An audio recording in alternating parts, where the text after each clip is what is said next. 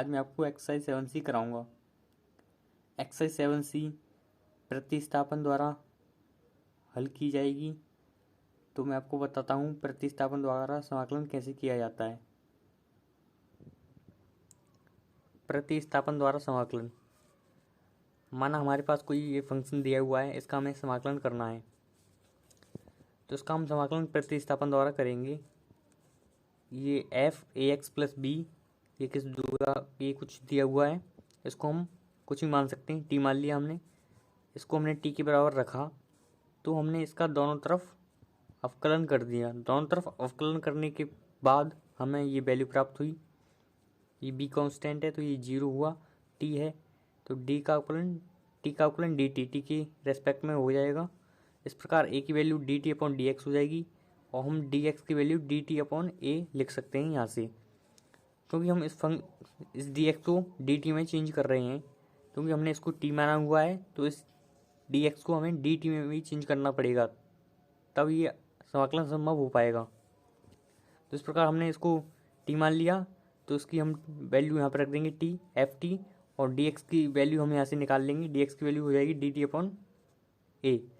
तो अब हमारे ये फंक्शन इस पर रूप में आ गया। इस रूप में आ जाने के पश्चात हम इस रूप का आसानी से समाकलन कर सकते हैं। इसमें 1/a कांस्टेंट के रूप में बाहर आ जाएगा और ये ft dt यहाँ पर रहेगा, तो इसका समाकलन हम आसानी से हल कर सकते हैं। इसे हम आसानी से हल कर सकते हैं।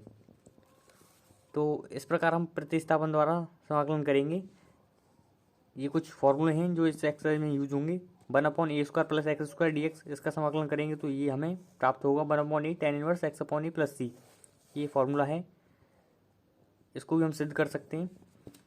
ऐसी ही एक फार्मूला है 1/√a² - a² का समाकलन sin 1 x/a होता है। 1/x√x² - a² 1/a sec का समाकलन 1/a sec 1 x/a + c होता है। तो ये सारा इस एक्सरसाइज का बेसिक था जो मैंने आपको बता दिया। चलिए अब चलते हैं अपनी एक्सरसाइज की ओर।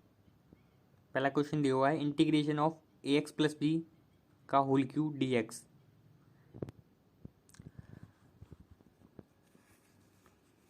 इस फलन को हम t के बराबर मान लेंगे। ax+b बराबर t मान लिया हमने। ax+b बराबर हमने t माना, तो इसका दोनों तरफ अवकलन करेंगे। दोनों तरफ अवकलन करने के बाद हमें ये प्राप्त होगा, तो यहाँ से हम dx की वैल्यू निकाल लेंगे। dx की वैल्यू हो जाएगी dt/a। अब इस वैल्यू को हम इसमें रखेंगे। यहाँ पे हमने इसके बराबर में t माना था, तो ये t हो जाएगा t⁻³ हो जाएगी, और dx बराबर ये हमें यहाँ से निकल गया dt/a। यहाँ पे ये 1/a कांस्टेंट के रूप में बाहर आ गया, और यहाँ पे बचा t3dt। अब हम जानते हैं t3dt का आसानी से हम समाकलन कर सकते हैं x⁴ वाले फॉर्मूले से। x⁴ वाले फॉर्मूले से हम करेंगे तो ये हमें प्राप्त हो जाएगा t⁴/4। अब हमें t का मान वापस रखना है। t का मान वापस रखेंगे तो t⁴, यहाँ पे t था तो t की वैल्यू हमने ये मानी थी x+b रख दिया वापस, /4 ये हमने रख दिया +c, इसका आंसर हो गया। तो इस प्रकार से प्रतिस्थापन द्वारा समाकलन करेंगे। चलिए क्वेश्चन नंबर 2 देखते हैं। क्वेश्चन नंबर 2 में दिया हुआ है इंटीग्रेशन ऑफ 3 - 7x⁵ dx। तो इसमें क्या करेंगे, इसमें हम इस फंक्शन को t के बराबर मानेंगे, तो t के बराबर इसमें मान लिया। इसका हम दोनों तरफ अवकलन करेंगे। दोनों तरफ अवकलन करने के बाद हमें dx की वैल्यू dt में चेंज हो जाएगी। उसके बाद हम t की वैल्यू को इसमें रखेंगे। t की वैल्यू को हमने इसमें रख दिया, dx की वैल्यू को हमने यहाँ से इसमें रख दिया। इसमें से कांस्टेंट के रूप में माइनस के 1/7 बाहर ले लिया, अंदर बचा t⁵ dt। इसका समाकलन हम जानते हैं x⁴n वाले फॉर्मूले से t⁶/6।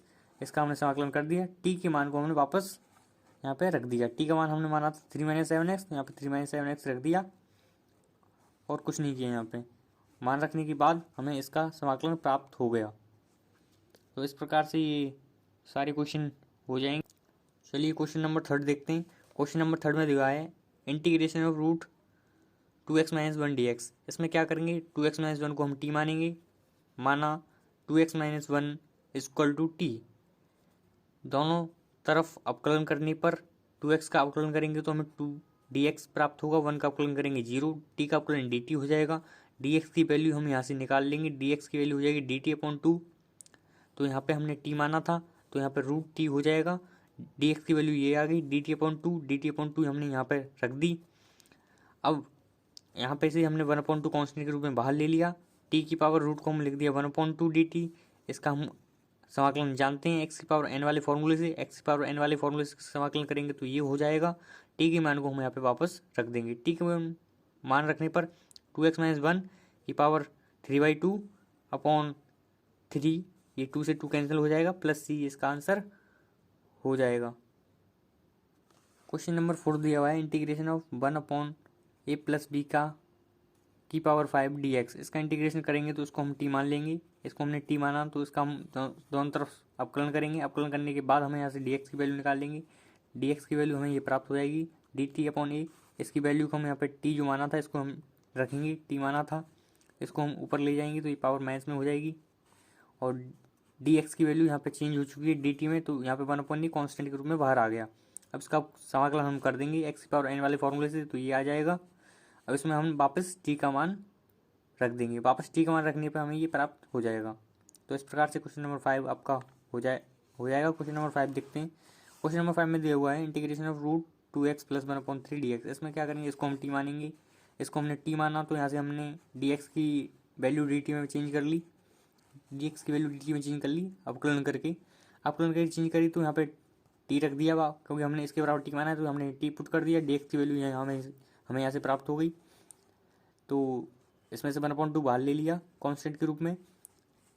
इसका हम समाकलन आसानी से कर सकते हैं, इसका समाकलन हमने आसानी से कर दिया, ये हो गया। वापस हमने टी का मान वापस रख दिया, टी का मान हमने ये माना था तो इसकी जगह हमने वापस ये रख दिया, तो ये इसका आंसर ये हो गया। क्वेश्चन नंबर 5 यहाँ पे पूरा होता है। क्वेश्चन नंबर 6 की ओर चलते हैं। क्वेश्चन नंबर 6 में दिया है इंटीग्रेशन ऑफ 1/7x - 2 का होल स्क्वायर dx। इसमें क्या करेंगे, इसको हम टी मानेंगे, इसको टी मान लिया, इसको टी मानने के बाद इनका अवकलन करेंगे। अवकलन करने के बाद हम dx की वैल्यू dt में चेंज हो जाएगी। उसके बाद हम यहाँ पे वैल्यू रख देंगे, उसको ऊपर ले जाएंगे तो ये पावर माइनस में हो जाएगी। यहाँ से हमने 1/7 बाहर ले लिया है क्योंकि ये कांस्टेंट है 1/7। इसका हम समाकलन आसानी से जानते हैं एक्स की पावर एन वाले फॉर्मूले से, ये हो जाएगा। इसको हम ऐसे भी लिख सकते हैं -1, ये माइनस ऊपर चला जाएगा -1/7, और टी की पावर -1 को हमने 1/t लिख लिया, प्लस सी लिख दिया। टी की वैल्यू को हमने वापस प्रतिस्थापित कर दिया, -1/7 टी यहाँ पे क्या है 7x - 2 यहाँ पे पुट कर दिए, ये हमारा आंसर हो गया। इस प्रकार से क्वेश्चन नंबर 6 भी हो जाएगा। क्वेश्चन नंबर 6 के बाद क्वेश्चन नंबर 7 में 2 क्वेश्चन दिए हुए हैं। पहला पार्ट देखते हैं इसका। पहला पार्ट इंटीग्रेशन ऑफ 1/5x + 1। इसमें क्या करेंगे, इसको टी मानेंगे, इसको हमने टी मान लिया, इसका अवकलन करेंगे। अवकलन करने के बाद हम dx की वैल्यू dt में चेंज कर लेंगे, dt में चेंज करने के बाद यहाँ पे वैल्यू रख देंगे 1/t dt/1/5। 1/5 यहाँ से कांस्टेंट था तो ये बाहर आ गया। इसका हम जानते हैं 1/t dt, ये हो जाएगा log t, क्योंकि 1/x dx क्या होता है log x। इस प्रकार से 1/t dt log t हो जाएगा। log t की पदों में आ गया ये आंसर, लेकिन हम t का मान वापस रखेंगे फिर, तो t 1/5 log 5x + 1 ये आपका उत्तर हो जाएगा। क्वेश्चन नंबर 7 का सेकंड पार्ट देखते हैं। क्वेश्चन नंबर 7 का सेकंड पार्ट में ये दे रखा है, इसको पहले हम सरल करेंगे। सरल करने के लिए इसके विपरीत चिन्ह का ऊपर नीचे गुणा कर देते हैं। इसके विपरीत चिन्ह का ऊपर नीचे गुणा करेंगे तो ये हो जाएगा ऊपर। विपरीत चिन्ह का गुणा करेंगे तो यहाँ पे a + b a - b का फॉर्मूला बन जाएगा। इसका फॉर्मूला होता है a² - b² से ये हो जाएगा। यहाँ से x कैंसिल हो जाएगा, यहाँ 1 बचेगा आपका, ऊपर बचेगा केवल ये। अब हम इसका इंटीग्रेशन करेंगे, इसको हम t मान लेंगे तो यहाँ से dx की वैल्यू हो जाएगी, यहाँ पे √t हो जाएगा। यहाँ पे √x का हम समाकलन आसानी से कर सकते हैं, तो इसका हमने कर दिया आसानी से। इसको हमने t मान के कर दिया सॉल्यूशन, t मान के किया तो ये आ गया इसकी वैल्यू।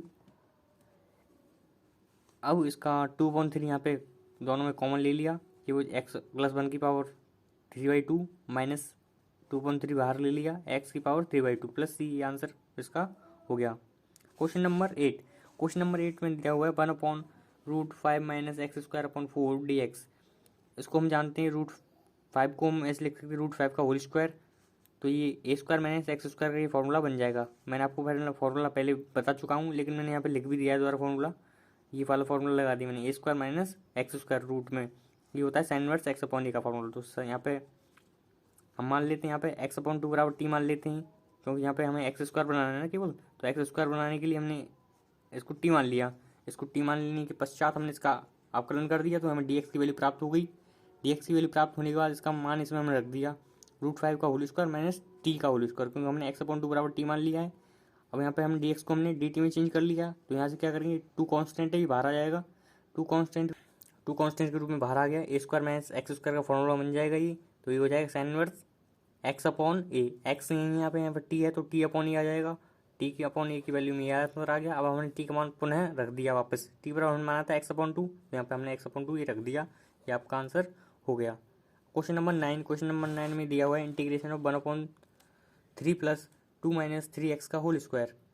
इसको हम करेंगे, इसको हम टी मान लेंगे, इसको हमने टी माना तो हमें यहाँ से डी एक्स की वैल्यू ये प्राप्त हो गई। अब 3 को हम ऐसे लिख सकते हैं √3 का होल स्क्वायर और यहाँ पे टी स्क्वायर, तो 1/a² प्लस एक्स स्क्वायर की फॉर्मूला होता है, मैंने आपको पहले भी बता दिया है, 1/a² plus X square equal to 1/a tan inverse x/a।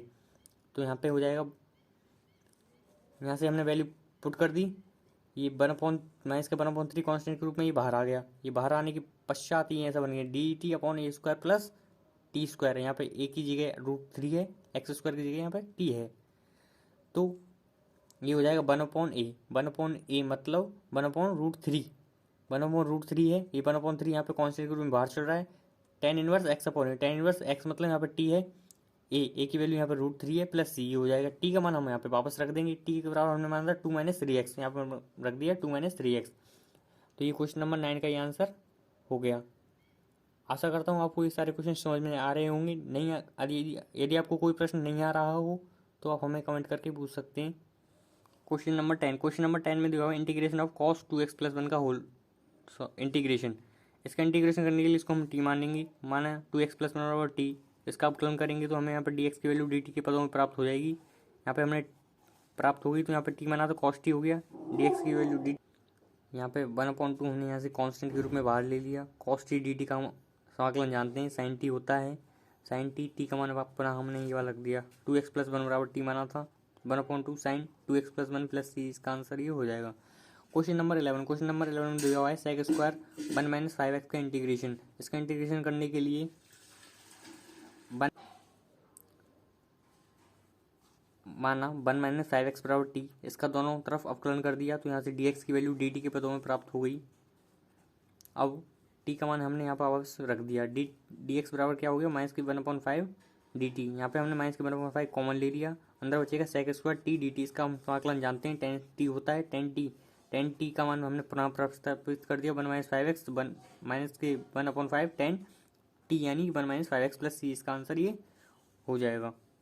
Question number 12 में दिया है cos 2x का समाकलन करना है। हम जानते हैं cos 3x का फॉर्मूला होता है 4 cos qx minus 3 cos x, यहाँ से हम cos qx की वैल्यू निकाल लेंगे, cos qx की वैल्यू हम यहाँ से ये निकल जाएगी क्योंकि ये इस तरफ आ जाएगा और ये डिवाइड में 4 चला जाएगा, तो इससे ये वैल्यू हमें प्राप्त हो जाएगी।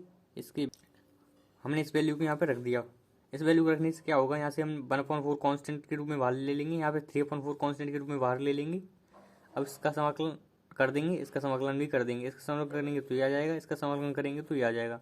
इस प्रकार आपका ये क्वेश्चन हल हो जाएगा। क्वेश्चन नंबर 13 दिया हुआ है cos 4x cos 2x। हम जानते हैं 2 cos x cos y का फॉर्मूला, लेकिन यहाँ पे 2 नहीं है, इसलिए हम यहाँ पे 2 का गुणा करेंगे, 2 का मल्टीप्लाई करेंगे, 2 का गुणा करेंगे कर दिया और डिवाइड करेंगे तो ये 1/2 हमने बाहर ले लिया, क्योंकि ये फॉर्मूला बन जाएगा 2 cos x cos y का। cos y का फॉर्मूला हम जानते हैं cos x plus y 4x plus 2x 6x plus cos x minus y 4x minus 2x यानी cos 2x। अब इसका इंटीग्रेशन हमने अलग अलग इंटीग्रेशन कर दिया हमने। cos 6x का इंटीग्रेशन करेंगे sin 6x अपॉन 6, इसका इंटीग्रेशन करेंगे तो ये हो जाएगा। तो इस प्रकार आपका ये आंसर हो जाएगा, क्योंकि 1/2 मल्टीप्लाई में तो 1/12 sin 6x plus 1/4 sin 2x plus ये आंसर हो जाएगा। cos 6x का इंटीग्रेशन करने के लिए आपको 6x बराबर t मानना पड़ेगा, लेकिन इसका डायरेक्ट तरीका एक भी है, डायरेक्ट तरीका ये cos x का इंटीग्रेशन होता है sin x, तो sin x लिख दिया, यहाँ पे x की जगह 6x है तो 6x लिख दिया। लेकिन जैसे हम अवकलन करते थे, अवकलन में क्या करते थे, गुणा कर देते थे, यहाँ पे 2 फलन होते थे तो दूसरे फलन का गुणा करते थे, लेकिन समाकलन में उल्टा करेंगे, तो यहाँ पे 6x है, 2 फलन है, तो यहाँ पे क्या करेंगे डिवाइड करेंगे, तो 6x का हम अवकलन करेंगे तो क्या होगा, अवकलन हो जाएगा 6, तो 6 का हम इससे डिवाइड कर देंगे, तो इसका ये इंटीग्रेशन हो जाएगा डायरेक्ट। वरना आप इसको T1 के भी कर सकते हैं। तो ये आपका ये क्वेश्चन नंबर 13 एकदम क्लियर हो गया होगा। इस पार्ट में केवल इतना ही। मैं अगले पार्ट में इसके आगे के क्वेश्चन कराऊंगा। यदि आपको कोई क्वेश्चन में कोई प्रॉब्लम, कोई डाउट वगैरह हो तो पूछ सकते हैं।